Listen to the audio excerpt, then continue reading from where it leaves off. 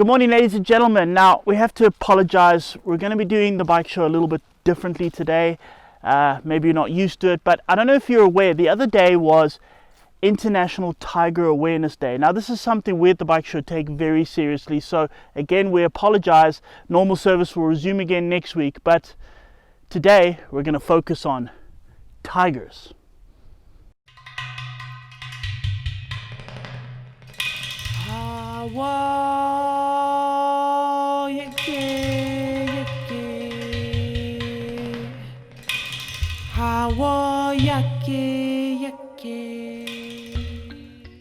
So, we scoured the jungles of Africa until we found a tiger. And here it is, the lesser spotted English tiger from Triumph. Like the previous species, it keeps its triple motor, but now the 800 has evolved into a 900. To celebrate, taxonomists have done away with the old Exxon naming used for the 800 and have called the new species the Rally, or for the proper apex predator like this example, the Rally Pro. It's bred to handle everything Mother Nature can throw at it. Well, that's the idea. First, we start with Mother Nature's tar roads, and immediately there's a problem. One of my favorite parts about the old Tiger 800 is the sound. It sounded like a 70s high revving race car, that triple whistle. It was magnificent. They haven't kind of kept that with this one. It sounds, I don't know, it hasn't got that low sort of drone of a V-twin, but it hasn't got that high pitched whistle. It kind of sounds almost like a truck. There's another small problem in the spec sheet because the power output has come down from 95 horsepower to 94. Other aspects that could be issues is the removal of the WP suspension and replacing it with Showa, a brand lesser renowned in hardcore adventure circles. Also, for us shorties, the seat height is 5mm taller. However, in this case, that isn't too big a problem. The seat on this bike is magnificent. It's got a sort of weird, almost sort of triangle-ish kind of shape. So the nice thing is now, when you sit on it like this, you're okay. You're on the wide part of the seat, and it feels good.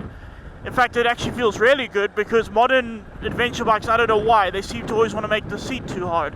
This feels good. I mean, I've been in the seat for almost 2 hours now, and I'm feeling great. The other nice thing about it is with the sort of narrow front, is that when you do stop and you put your feet down, it's very narrow. So even though this bike is really tall, you can still get your feet down. And I've got it on the short setting, so that helps too. You can lift it up a bit. That's brilliant. From this point on, evolution seems to have done its job to make life easier. The screen's adjustable. It's such an easy system. You just push there, lift there, and there we go. How simple is that? The dash is huge. I love it, that huge TFT dash.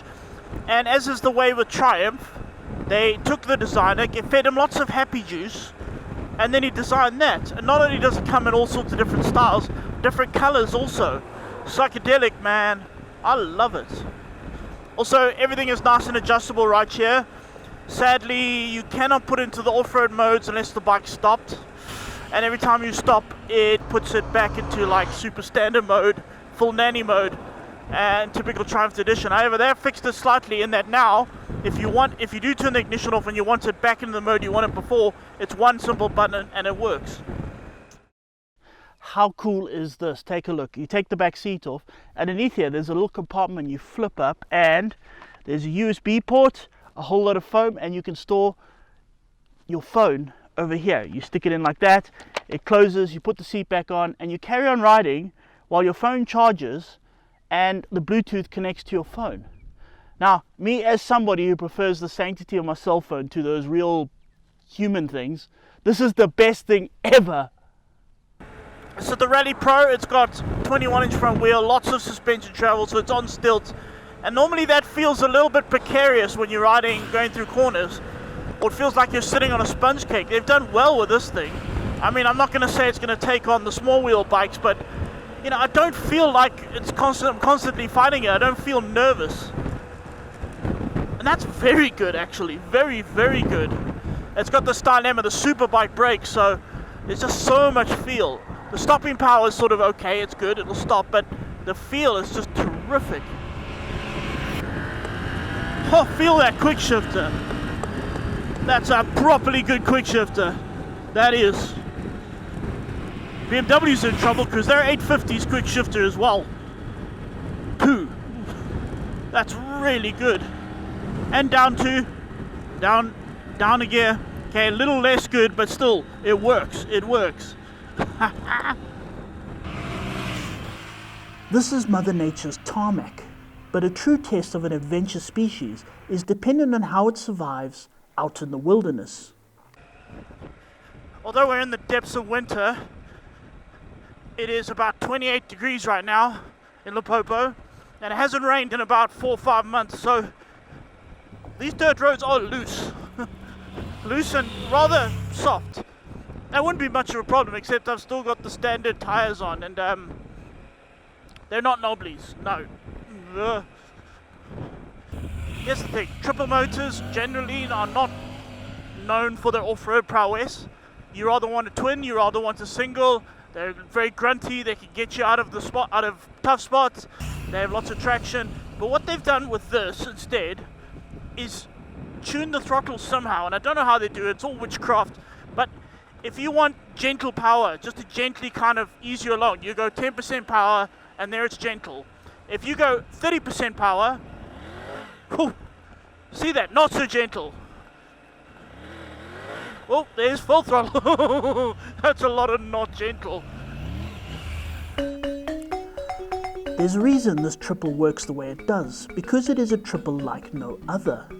Triumph has used something called a T-plane crank, where the firing order is completely different, with quick fires between 2 cylinders and long gaps between the others. While the maximum power might be down on the 800, everywhere else is better. The torque is roughly 10% higher throughout the rev range, and the gap in firing gives the bike more of a twin type feel. The results are profound. But I will say this thing is lacking out on its sort of road going thing because, yeah, it doesn't have that character of the previous one with the kind of sounding like an old race car. But it's got a lot of mid-range. Whoa, feel that? Whoa, there's a bit too much mid-range. Whoa, there's lots of mid-range around the corner. Mid-range around the corner is good. I like mid-range around the corner. Let's see some mid-range out of this corner. Whoop, whoop, there's a lot of mid-range. Beyond the motor, the chassis is completely new, and the dry weight is a spectacular 14 kilograms lighter than the 800. Also, the shower suspension may be less renowned, but it seems to have filled the shoes of WP beautifully, and with 20 millimeters more travel. All this sets the scene for a Lion King type comeback, but again, there's a small problem. We were riding on wide open tracks earlier, we're now riding on not so wide open tracks, we are in the bush. And the road's getting, it's getting sandy. Sandy, these are not the right tires, these are road tires. How do you, The problem is it's the front, the rear is fine, I mean I can work it, but the front just keeps going. Every time it hits anything, it kind of, there it goes again. I know there's somebody at home right now going, he should be standing, he should be standing. No, I'm not standing. Simple reason, when I fall, it just means I've got further to fall. That's all it means. Also, when I'm sitting like this, it means I can get my foot down, and that means that when I fall becomes an if I fall. If you don't believe me, I've probably saved the fall 10 times while speaking. So here's something interesting I've discovered. It's got 2 modes, Off-Road and Off-Road Pro. That comes with this, the Rally Pro. Off-Road Pro turns everything off, so it just wheel spins. Through the bushes. So what I've found is that I'm going to turn it onto just normal off-road. This turns the ABS off, but it keeps a bit of traction control. A bit of traction control, you might be saying, in the soft sand. You must be mad. But here's the thing. Listen to that. You see the way, you can hear it, it's not spinning now. And what that does instead is every time the front washes, I open the throttle, it doesn't spin, but it also gets a bit of traction and helps pull the front out. So I'm not crashing. That's genius. How do they do that? And jump. Ha ha. Okay, this has been fun. I'm gonna go back into the tar road. I'm tired.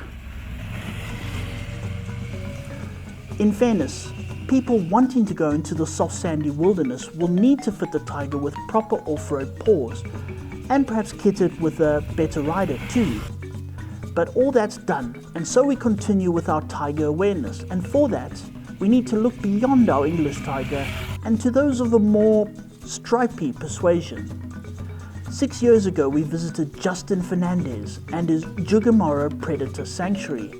Back then, he was in a bit of a bother, living in a caravan, eating tin food and putting all funds he could muster towards his cats.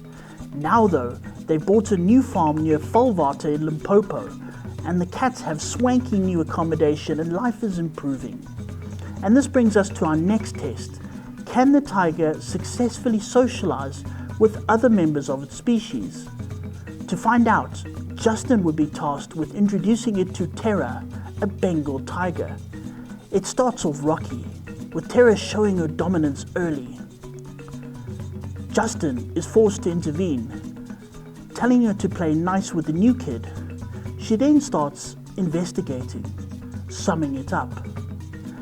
There's a tense moment where she makes her decision, and finally she relaxes. Oh look, they're twins. To celebrate, Terra gives Justin a hug. And with this, we have much to be thankful for. The fight for the tigers throughout the world may not be over, but those under Justin's care seem to be winning. And as for the English tiger, well, if anything, it's the other species in the adventure animal kingdom that need protection from it.